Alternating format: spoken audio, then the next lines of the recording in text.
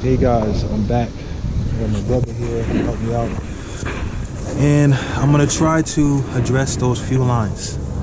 Not really the fuel lines, the brake line. So shout out to David again. I believe it was David or somebody else. They told me, no, that's somebody else on my YouTube channel. I'm sorry if I'm missing your name, but he told me to try to loosen up that diverter valve and to get the thing tightened and then to reattach it. So I'm gonna try that today and I reconnect the fuel lines and just take it from there and see what happens, because I have to get this car back on the ground.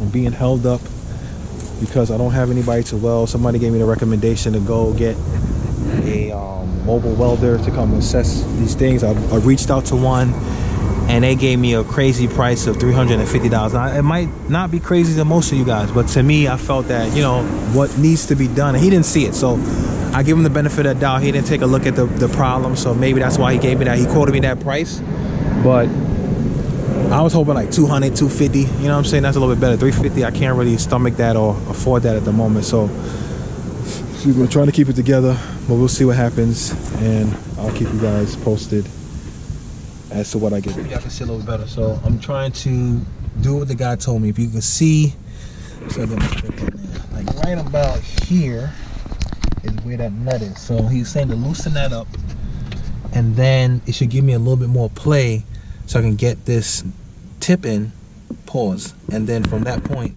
I can like tighten it up. Now the way I'm looking at it right now, the bottom line is kind of grazing it a little bit, so I don't want to have to deal with anything with that bottom line and cause any problems with it.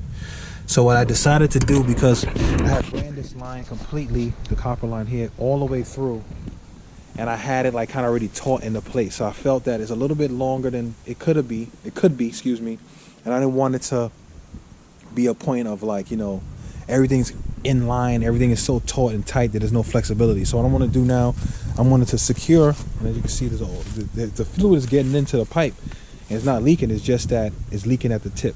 So I'm gonna pause, and I don't want that to happen. So what I'm gonna do is I'm gonna put this piece in first, get this kind of bolted in and situated, and I'm gonna readjust the line as far as like bending it as I go back, so then that way it can fit in there. And once I put it in there and it's secure and I pump the brakes and I don't see any leaks behind it, I'll finish running it all the way through, and then that'll be it. Then I'll reconnect the few lines, and hopefully, if time permits and if everything works out. Yeah, so none of that happened. But in this clip here, I was just so frustrated as to why I was leaking out. I just had to see it because I felt that it wasn't really sitting there properly.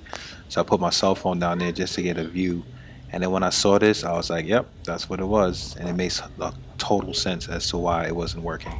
And I'm glad I figured that out. So Mike, again, unfortunately, as you can see, I have the brake line in my hand, and I also have this little junction piece in my hand. I was going to buy one of these, and I was like, no, let me just test it out first and try different things, but I really regret that I didn't buy it. It's like 20 bucks on FCP Euro, and some other sites have it for a little bit cheaper. The only issue is that on the other sites, 1, 2, 3 are open, and I'm assuming that they might sell a plug, like how if you come with me, Melon, here.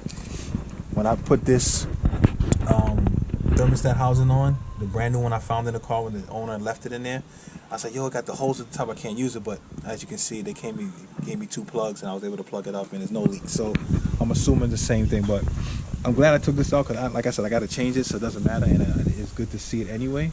If you're looking at it, I don't know if you guys can see, you see the threads? The threads are kind of like, you know, already cross-threaded and messed up. And this side was the side where the other part of the front brakes go into.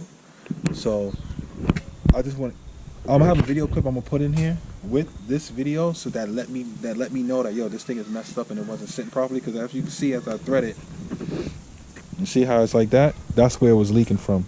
So even though I was tightening up the top and it was getting super tight, it wasn't sitting flush. So the brake fluid was coming out through the back right here and causing me to have the sad face that I have. But at least I know the problem. I'm gonna order this part. It's not that expensive.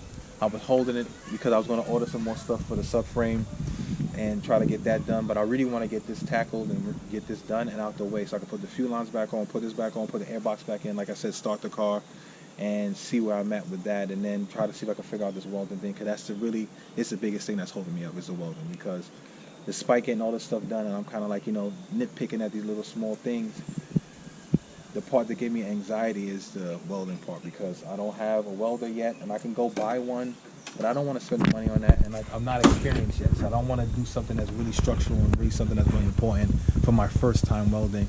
It's not that serious. Like I said earlier in the video, the guy charged me $350. He didn't see the work that needs to be done. He just assumed that, oh yeah, it's $350. Like I said, I don't know if that's a fair price.